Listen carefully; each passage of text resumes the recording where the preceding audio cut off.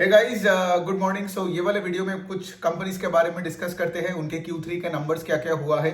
I just pick and choose companies randomly because the point is के like कि मैं बहुत सारे कंपनीज को जो ट्रैक कर रहा हूँ, ठीक है, तो मैं उसका एक नोट्स बना लेता हूँ जब मैं उसका पीपीटी पढ़ता हूँ, कॉन कॉल्स वगैरह पढ़ता हूँ, ठीक है। तो जब मैं वीडियो बनाने बैठता हूँ तो I just pick and choose के लाइक एक वीडियो का साइज भी बहुत ज्यादा बड़ा ना हो, and I can also on the other end also cover as many companies as possible. क्योंकि प्रॉब्लम ये हो जाता है ना कि अगर मैं 5 6 7 8 वीडियोस बना तो सकता हूँ दिन में, लेकिन वो अपलोड करने में ही मेरा आधा एनर्जी निकल जाते हैं। सो चलिए जल्दी जल्दी करते हैं, बहुत सारे कंपनीज के बारे में डिस्कस करनी है। पहले हम बात करते हैं ओला इलेक्ट्रिक की। बहुत लोगों का ये सवाल होता है कि ओला इलेक्ट्रिक का स्टॉक गिर गया, लेना चाहिए नहीं लेना चाहिए। मुझे तो पर्सनली 3 4 डीएम्स आते हैं। पहला पॉइंट तो ये कि आपके पैसा लेके क्या करोगे वो आपका डिसीजन है। मुझे अगर आप पिंक करके ये पूछोगे कि लाइक लेना चाहिए नहीं लेना चाहिए फॉर एनी स्टॉक, मैं उसका रिस्पॉन्ड नहीं करने वाला हूं, ठीक है। लेकिन मेरा काम क्या है, आपको धंधे के बारे में बता देना, अच्छा बुरा, और डिसीजन मेकिंग आपकी होनी चाहिए, है ना। और वैसे भी कोई ऐसे स्ट्रेंजर के पास जाके थोड़ी कोई पूछता है अपने हार्ड अर्न मनी को कहां डाले ना डाले, है ना, ये तो स्टुपिडिटी हो जाता है। अभी चलिए ओला इलेक्ट्रिक के बारे में बात करते हैं। कंपनी का हालत बहुत ही बुरी हालत है, ठीक है, एकदम एकदम खराब हो गया। इनका इनका जैसे फॉर एग्जांपल अगर मैं लास्ट Q3 के साथ भी कंपेयर करूं, इनका डिलीवरीज भी कम हो गया। बाय द वे सबको पता ही है, सब वो टू व्हीलर वो स्कूटी वूटी वगैरह बनाते हैं, और इनका अभी वो बाइक का भी वो पोर्टफोलियो बना रहे हैं। लेकिन वही है ना, इनका डिलीवरी भी मतलब यहाँ पे कम हो गया। दूसरे साइड में यहाँ पे एक और चीज देखा कि लाइक इनका जो सेल्स है, ठीक है, आई थिंक इनका सेल्स फेल अराउंड 25% से। मतलब क्या, नंबर ऑफ डिलीवरीज भी घट गया, सेल्स 25% से गिर गया, एंड यहाँ पे जो इनका जो मार्जिन है वो बहुत ही डाइल्यूटेड हो गया। इसका रीजन क्या है, बिकॉज ये जो फेस्टिव पीरियड था, इनमें ये सारे टू व्हीलर कंपनीज ने क्या किया, बहुत भारी भारी डिस्काउंट दिया। ये जो बड़े बड़े जो इनकम्बेंट्स है ऑटो सेक्टर में, मतलब ये हीरो हो गया, आपका टीवीएस हो गई एंड ऑल दैट, ये लोग क्या कर रहे हैं, अपना टू व्हीलर जो इलेक्ट्रिक व्हीकल में बना रहे हैं, ये लोग अपने पूरे डिस्ट्रीब्यूशन का पूरा फायदा ले रहे हैं, और उसके साथ साथ क्या कर रहे हैं, उसके साथ साथ वो भारी डिस्काउंट भी दे रहे हैं, so that they can capture market share. तो ओला का यही कहना है कि बेसिकली अभी क्या हो रहा है, अब देखिए, अब अगर दूसरे प्लेयर्स डिस्काउंट दे रहे हो तो आपको डिस्काउंट देना ही पड़ेगा टू स्टे रिलेवेंट, बट ओला का क्या हुआ, लॉसेज और वाइडेंड हो गया।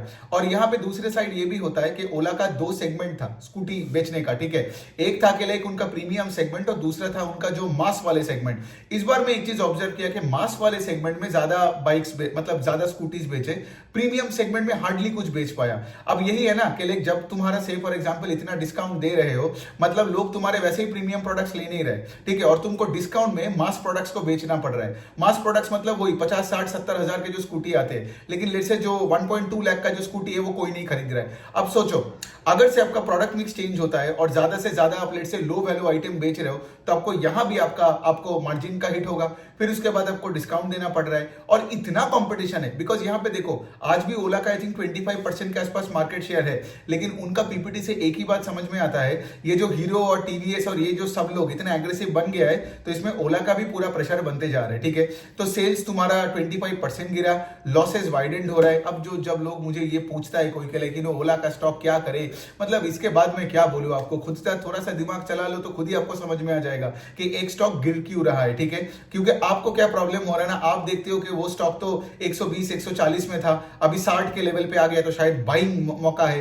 ये वही लोग सोचते हैं ना जो अनपढ़ होते हैं, उनको पता भी नहीं होता है कि धंधे में क्या हो रहा है, ठीक है। तो अगर आपको धंधे में क्या हो रहा है ये पता है, और आपको पता है कि लॉसेस वाइडेंड हो रहा है, मार्जिन कॉन्ट्रैक्ट हो रहा है, आपका सेल्स 25% गिर गया है, उसके बाद क्या फर्क पड़ता है स्टॉक कहां पे भी गिरा हो, राइट। डिसीजन तो आपको ही लेना है, और आप बताओ कि आप क्या करोगे, है ना।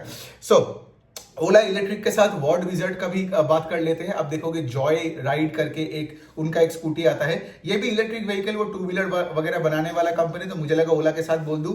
इनका भी नंबर्स खराब ही है, इनका सेल्स आई थिंक 18-20% के आसपास गिरा, और इनके आई थिंक इनके प्रॉफिट्स फेल 30%। ये कंपनी लॉस मेकिंग नहीं है, ये प्रॉफिटेबल है, ये जो वॉर्ड विजर्ड का बात कर रहा हूं, लेकिन फिर भी वही है ना, 20% सेल्स गिर गया, इसका भी लाइक ओला का 25% से सेल्स गिरा। तो बेसिकली क्या है, इलेक्ट्रिक व्हीकल का जो टू व्हीलर वाले मार्केट है, एक तो मतलब सबको ये बेचना है, कंपटीशन बढ़े जा रहे हैं, मार्जिन अफेक्ट हो रहे हैं। तो देखिए पॉइंट वही पे है, जब हर जगह में तुमको डिस्काउंट देना पड़ता है ना, इसको अब तुम पेंट सेक्टर के साथ कंपेयर करके देखो। पेंट सेक्टर में क्या हो रहा था, हर जगह में प्राइस कट का बात चल रहा था, और सोचो आज अगर कोई भी सेक्टर में आप देख रहे हो कि टॉप के 3 4 प्लेयर्स प्राइस कट का बात कर रहे हैं, मतलब ऑटोमेटिकली वहां पे डिमांड सिनेरियो खराब है ना। बिकॉज अगर आप एक धंधा कर रहे हो और आपका डिमांड सिनेरियो अच्छा है, तो प्राइस कट आप थोड़ी करोगे, है ना। वही वाला पॉइंट है। तब तो आप उल्टा प्राइस बढ़ाओगे, राइट, तब आप उल्टा प्राइस बढ़ाओगे to sell your products, right. So यहाँ पे बहुत ही बुरी हालत है, मतलब कहीं पे भी अगर डिमांड सिनेरियो खराब है, ये डिस्काउंट वगैरह दे रहा है। मैंने अपने वर्कशॉप में भी ये बहुत अच्छे से एक पॉइंटर में बताया था कि कोई भी कंपनी अगर डिस्काउंट का बात कर रहा है ना और बोल रहे हैं कि वो डिस्काउंट हेवी दे रहा है, डिस्काउंट बढ़ाते जा रहा है, तो उस स्टॉक से दूर रहने का टाइम आता है। बिकॉज उस टाइम पे क्या है, वो यही बता रहे हैं कि अगर तुम डिस्काउंट दे रहे हो तो तुम अपने मार्जिन प्रोफाइल में तुम हिट ले रहे हो, है ना। तो यही वाला पॉइंट है और मैं यही चाहता हूँ कि सिंस आज सैटरडे है, आप लोग सैटरडे संडे लेके बैठ के मेरा वेबसाइट में जाके आप पूरा वो इन्वेस्टमेंट चेकलिस्ट वाला वर्कशॉप ले लो। उसके बाद ना क्या होगा ना, आप ये सारे सवाल आपके ऊपर नहीं आएगा कि लाइक ये चार्ट देखना, चार्ट देख के इधर उधर का सोचना, इधर उधर लोगों से बात करना, ये सब आप नहीं करोगे, है ना। आप खुद से बैठोगे, आपका कन्विक्शन बिल्ड हो जाएगा, खुद एनालिसिस कर पाओगे, कंपनीज को ट्रैक कर पाओगे और खेल को समझोगे। इस तरीके से देखो, तो मैं वो वर्कशॉप का रजिस्ट्रेशन लिंक डाल दूंगा कमेंट सेक्शन में, आप ले लेना। अभी चलिए कुछ और कंपनीज के बारे में बात करते हैं। कुछ और कंपनीज है, जैसे फॉर एग्जांपल हम डेल्टा कॉर्प का बात कर सकते हैं। यहाँ पे गोवा का माहौल तो बहुत ही खराब है। मैं कुछ दिन पहले भी गोवा होके आया, सो गोवा का माहौल सही में खराब है इन terms of in terms of tourist visiting the state. तो इसके वजह से भी डेल्टा कॉर्प में प्रॉब्लम आया। दूसरे साइड में आप देखोगे, अभी एक चीज मैं और चीज देख रहा हूं कि बहुत ऐसे अनऑर्गेनाइज भी प्लेस है जो कसिनो खोल रहा है, लैंड में कसिनो खोल रहा है, कोई पानी में खोल रहा है, तो कॉम्पिटिशन भी बढ़ गया। और तीसरी चीज आप सबको तो ये पता ही होगा, डेल्टा कॉर्प का और बुरा हालत कब से चालू हुआ, जब से ये हमारे सरकार ने वो जीएसटी बढ़ा दिया। आई थिंक वो GST on gambling and something को, ये जो गेम्स वगैरह खेलते हैं वो लोग 28% तक लेके गया। अब क्या होता है ना, GST is a cost on the income statement ना, कंपनी को ज्यादा पैसा पे करना पड़ेगा। तो बेसिकली डेल्टा कॉर्प ने क्या किया था, Delta Corp tried to do what, Delta Corp को सोचा था कि ठीक है, हमारे जो कस्टमर्स आ रहे हैं तो वो अगर वो 100 रुपए का अगर वो चिप्स मांग रहे हैं खेलने के लिए, ठीक है, ये by the way potato chips नहीं है, ठीक है, ये वो चिप्स है जिससे लोग खेलते हैं, ठीक है। तो डेल्टा कॉर्प को क्या लगा था, भाई ठीक है, तुम 100 रुपए दे रहे हो, हम तुम्हें 80 रुपए का चिप्स देंगे। लेकिन कस्टमर फिर क्या हुआ, कॉम्पिटिटर के पास चला गया, बिकॉज इतना कॉम्पिटिशन है। तो डेल्टा कॉर्प को फिर क्या करना पड़ा, वही मतलब वहां पे भी मतलब कस्टमर से भी तुम ज्यादा कुछ मतलब तुम निकाल नहीं पा रहे हो, और दूसरे साइड में यहाँ पे तुम्हारा जीएसटी बढ़ा दिया, तो पूरा मार्जिन कॉन्ट्रैक्ट हो गया। और दूसरा बात ऑफ कोर्स टूरिज्म में इफेक्ट है, ये है वो है। तो डेल्टा कॉर्प का तो मुझे याद नहीं है लास्ट कौन से क्वार्टर में उनका सेल्स बढ़ा था। इस बार भी उनका सेल्स गिरा अराउंड 10% के आसपास, और प्रॉफिट आफ्टर टैक्स भी एकदम फ्लैट है। तो ऐसे स्टॉक्स में आप डालोगे पैसा, कुछ भी चार्ट देख के, जैसे ओला हो गया, डेल्टा हो गया, डेल्टा कॉर्प हो गई, मतलब ऐसे कंपनीज में आप पैसे डालोगे और ऐसे बैठे रहोगे और आपको लगेगा कि आप सस्ता खरीद रहे हो। लेकिन द पॉइंट इज कि जब तक ये बिजनेसेस में ग्रोथ नहीं आएगा, जब तक सिनारियो बेटर नहीं होगा, तब तक इसमें पैसा नहीं बनता जाएगा, राइट। और इसलिए तो मैं बार बार बोलता हूं कि कंपनीज को ट्रैक करो। देखो मैं ट्रैक कर रहा हूं, मैं डेल्टा कॉर्प को हर क्वार्टर में ट्रैक करता हूं और मैं वीडियो बनाता हूं। अगर कभी अच्छा हुआ तो क्या पता मैं खुद ही पैसा डालूं, लेकिन मैं पैसा डाल के उम्मीद पे नहीं बैठा रहूंगा बिना ट्रैक करके कि भाई एक ना एक दिन मेरा स्टॉक ऊपर जाएगा, राइट। वही तो नहीं करना है। अच्छा, और हम कंपनीज के बारे में बात कर सकते हैं। एक कंपनी है जो अहमदाबाद और गुजरात और वो सब गुजरात से चालू हुआ था, उसका नाम है ओशिया हाइपर रिटेल। अब देखोगे ये एक छोटा DMart kind of a business है। वहां पे इनका मेजॉरिटी उनका हाइपर मार्केट्स है। हाइपर मार्केट मतलब वही ना, आपका यहाँ पे ग्रोसरीज बिकता है, फिर आपका ये एफएमसीजी नॉन फूड सारे आइटम्स बिकता है, अपैरल्स बिकता है, फिर आपका ये जनरल मर्चेंडाइजेस वगैरह हो गया, फर्नीचर वगैरह हो गया, जूते वगैरह हो गया, ये सबका बिकने वाला एक हाइपर मार्केट रिटेल है, ठीक है। अब यहाँ पे ओशिया का बात इसलिए हो रहा है बिकॉज अब देखिए कंपनी का कोई कॉन कॉल वगैरह होता नहीं है, डिस्क्लोजर का थोड़ा बहुत यहाँ पे इश्यूज है, बहुत छोटी मार्केट कैप है। लेकिन यहाँ पे बात यही है कि कंपनी यहाँ पे it is actually scaling up, ठीक है। इनका आई गेस फॉर एग्जांपल ये पर्टिकुलर फिस्कल के 9 महीने में ये लोग आई गेस यूपी में भी दुकान खोले, फिर आई थिंक उत्तराखंड में भी एक दुकान खोले, और भी कोई एक स्टेट में दुकान खोला। सो बेसिकली क्या है ना, इनका बहुत एक्सपेंशन प्लान्स तो है, ठीक है। अब देखो, अब पॉइंट ये है कि इनका कोई कॉन कॉल नहीं होता है और इनका नंबर्स अच्छे आते हैं, ठीक है। लेकिन इस का Q3 में थोड़ा सा ठंडा आया नंबर इन अ वे के लाइक इनका Q3 में सेल्स ओनली ग्रू बाय 15%, जबकि on the other hand company को ऑपरेटिंग लेवरेज मिला। मतलब आई थिंक इनका 5 करोड़ का प्रॉफिट था Q3 लास्ट फिस्कल में, अभी 9 करोड़ का प्रॉफिट किया। तो इसका क्या मतलब, प्रॉफिट्स ऑलमोस्ट डबल हो गया, ठीक है।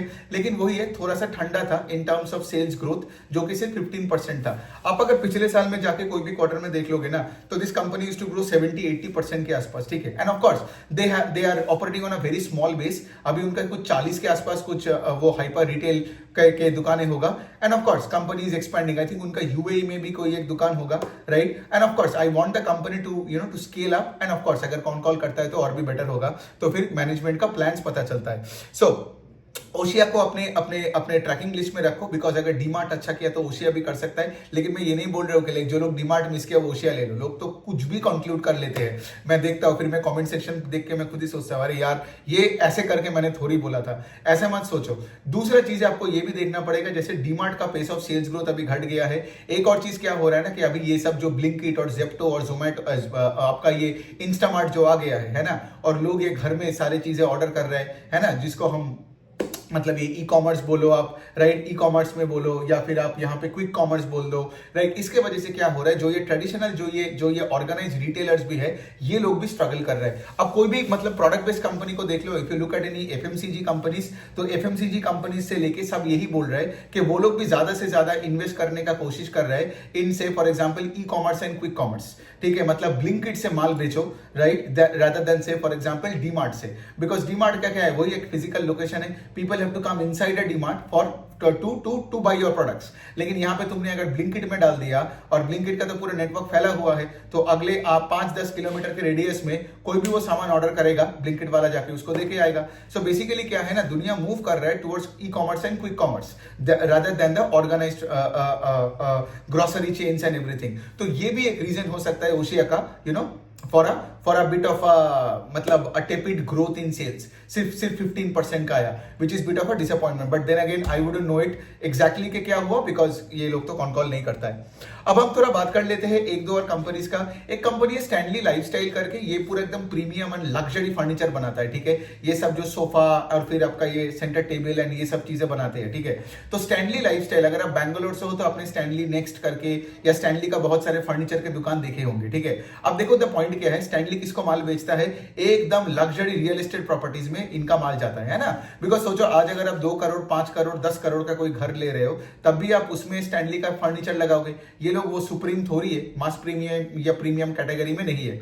लेकिन यहाँ पे क्या हो रहा है, यहाँ पे आप लोगों ने एक बात तो और ऑब्जर्व किए हो कि पिछले 4-5 साल में, स्पेशली आफ्टर कोविड, ये लग्जरी रियल एस्टेट में बहुत तगड़ा बूम आया है। लेकिन अनफॉर्चुनेटली वो वाला जो बूम आया, that is not translating into Stanley lifestyle का ग्रोथ, ठीक है। अब मैं बता रहा हूं क्यों, बिकॉज क्या है ना, यहाँ पे रियल एस्टेट में अगर लेट से हैंडओवर में डिले हो रहा है, हैंडओवर में डिले मतलब लेट से जो आज बिल्डर है, लेट से वो हैंडओवर करने से पहले उसमें और कोई प्रॉब्लम्स आ रहे हैं, ये हो रहा है वो हो रहा है, तो जितना डिले होगा हैंडओवर का प्रॉपर्टी में टू द प्रॉपर्टी ओनर, अब देखो प्रॉपर्टी ओनर तो पहले वो मतलब वो तो प्रॉपर्टी लेगा ना, उसके बस में आएगा, फिर उसके बाद तो वो फर्नीचर ऑर्डर करेगा। तो अगर हैंडओवर में डिले हो रहा है तो ऑफ कोर्स यहाँ पे तुम अपने फर्नीचर भी तुम नहीं खरीद रहे हो। मतलब ऐसा थोड़ी कोई बंदा है कि उसको फ्लैट नहीं मिला लेकिन फर्नीचर खरीद के रास्ते में बैठा है ऐसा होता नहीं है। सो बेसिकली क्या है, ये एक सिनारियो है। दूसरा है कि उन्होंने ये भी बताया कि Hyderabad, and Hyderabad is one of their most growing markets, right. ये लोग वो हैदराबाद, मुंबई, फिर उसके बाद बैंगलोर, ये जगह में ज्यादा है, ठीक है। तो हैदराबाद के रियल एस्टेट में थोड़ा बहुत इनको थोड़ा सा स्लगिशनेस भी दिख रहा है। तो ये सब रीजन के वजह से, plus of course I guess यही सब चीजें हैं। और क्या है, और उसके बाद एक और चीज है, हाँ ये भी मैं बोलना भूल गया। तो बेसिकली क्या है, अभी यहाँ पे रेंटल इन्फ्लेशन की वजह से ये बहुत जगह में दुकानें खोल नहीं पा रहे। रेंटल इन्फ्लेशन मतलब वही है ना कि स्टैनली क्या करते हैं, एक जगह जाते हैं, उसको भाड़े में लेते हैं प्रॉपर्टी को, फिर उसके बाद लेके उसमें सामान रखते हैं, बैनर वैनर लगाते हैं और माल बेचते हैं, है ना। लेकिन रेंटल इन्फ्लेशन की वजह से क्या हुआ, जगह का भाड़ा इतना बड़ा हो गया, और दूसरे साइड में यहाँ पे स्टैनली देख रहे हैं कि यू नो यहाँ पे डिमांड सिनारियो उतना भी स्ट्रांग नहीं है बिकॉज ऑफ हैंडओवर एंड जो भी रीजन हो, हैदराबाद का market and so on and so fourth. तो उनको क्या लग रहा है कि भाई तो फिर रेंटल इन्फ्लेशन इतना हाई है तो ये प्रॉपर्टी लेंगे तो क्या पता हम ज्यादा पैसे नहीं बना पाएंगे। तो रेंटल इन्फ्लेशन की वजह से भी ये लोग उस रेट से दुकानें खोल नहीं पा रहे, क्योंकि स्टैनली का अगर मैं आपको ये बताऊं, उनका सिर्फ 68 स्टोर्स है, ठीक है, 68 स्टोर्स है। और ये कंपनी उतने एग्रेसिव नहीं है, मतलब एग्रेसिव नहीं है मतलब सोचो, मतलब आज अगर मेरा 100 से नीचे वाले स्टोर है, इट्स एक्चुअली रिलेटिवली इजियर ना to grow at 20-30-40% in terms of store expansion because your base is very small. लेकिन यही है, ये लोग हर क्वार्टर में 2 स्टोर 3 स्टोर 1 स्टोर, इस बार इसको 4 स्टोर कुछ ऐड किया, ओवर 64 स्टोर्स, तो अभी मिलके 68 हुआ।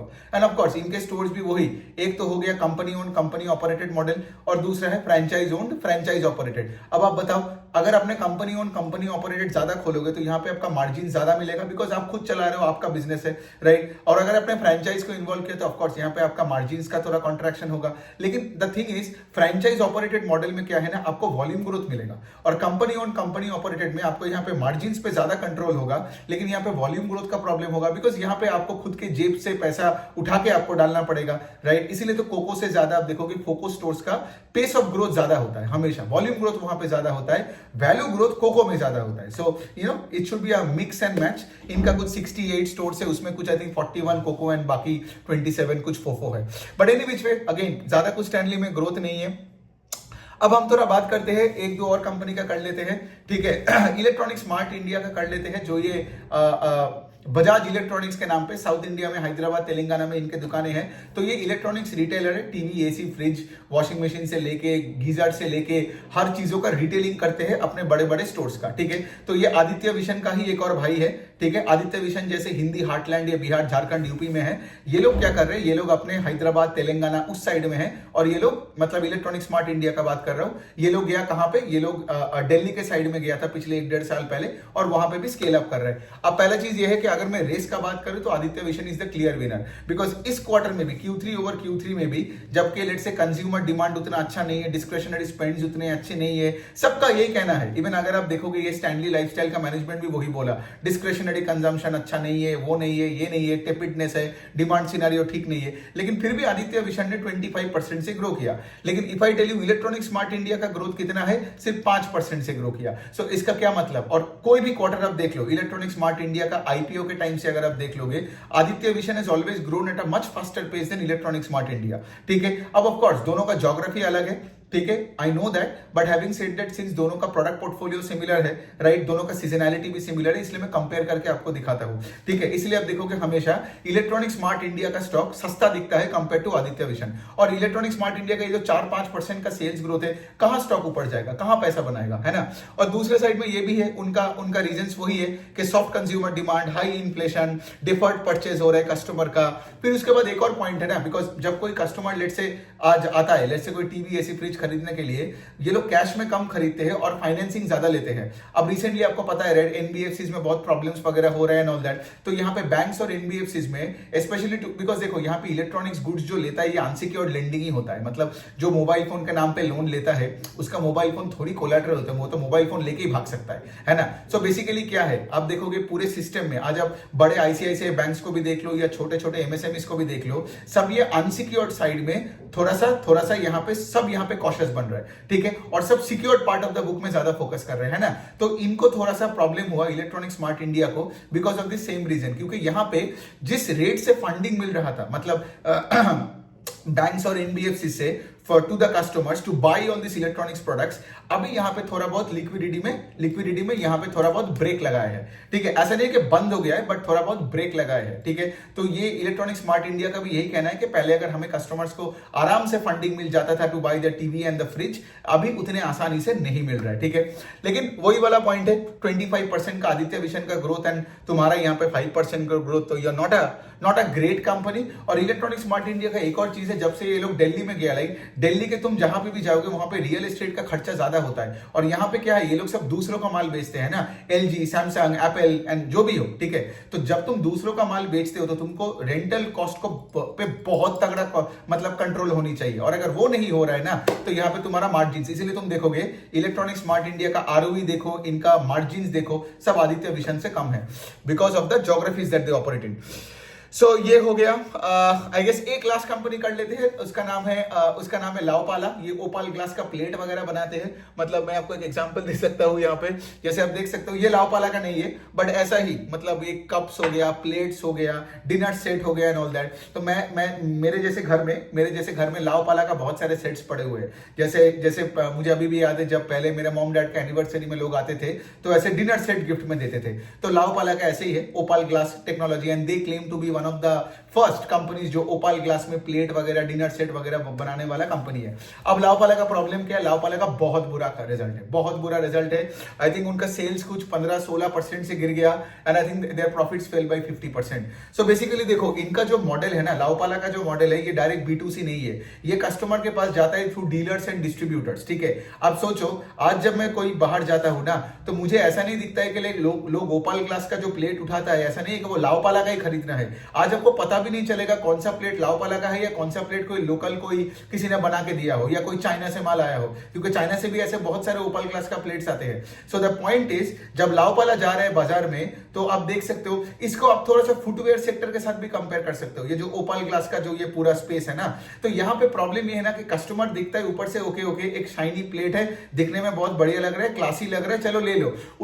उसको ये नहीं लगता है कि चलो मुझे लाओपाला का ही लेना है। समझ में आ रहा है, Laopala would have had a competitive मोट यहाँ पे अगर से फॉर एग्जांपल लोग इस तरीके से सोचते। और मेरा भी घर में मैं देखता हूं कि ऐसा नहीं है कि लाइक मतलब ऐसे बहुत सारे प्लेट्स है, मैं उल्टा करके फिर देखा, अरे भाई ये तो लाओपाला से भी बेटर दिखता है ये प्लेट, लेकिन ये लाओपाला का नहीं है। समझ में आ रहा है, ये कंपनी को मैं बहुत दिनों से देख रहा हूँ, एक्चुअली 2015, 16, 17 से मैं इसको देख रहा हूँ। कंपनी बुरी नहीं है, लेकिन द पॉइंट इसके लिए इनका एकदम मतलब इनका जो भी आज ये कर रहा है इसका कोई ग्रोथ नहीं आ रहा है। और 15-16% का अगर सेल्स का डिग्रोथ हो रहा है तो इसके बारे में और क्या ही बोले, मतलब बहुत ही बुरा हालत है। तो चलिए ये सारे कंपनीज को एनालिसिस किया। आप एक चीज ऑब्जर्व कर रहे हो कि सबका जो लेटेस्ट रिजल्ट है और बिजनेस में क्या हो रहा है, मेरा काम है सबको समराइज करके आपके सामने देना। अब कौन से स्टॉक में पैसा डालना है नहीं डालना है ये आपके ऊपर है, राइट। और अगर आपको दिख रहा है कि कंपनी में इतने सारे प्रॉब्लम है, मेरा सिर्फ एक ही एडवाइस होगा, फ्री का एडवाइस है कि भाई अगर कोई कंपनी में बहुत प्रॉब्लम दिख रहा है तो फिर उस स्टॉक को नहीं लेने का, जस्ट बिकॉज वो स्टॉक आपको दिख के लग रहा है चार्ट देख के कि भाई सस्ता है। समझ में आ रहा है, कोई भी स्टॉक हो दुनिया में इट डजंट मैटर, क्योंकि वो स्टॉक आपके लिए और पैसा जहां से आप ले रहे हो ना वहां से भी और आधा हो सकता है, फिर वहां से भी और एक आधा हो सकता है। The point I am saying is अगर बिजनेस खराब जगह में है तो उसको ट्रैक करो, लेकिन पैसा मत डालो। So that's the whole thing here. Thank you so much.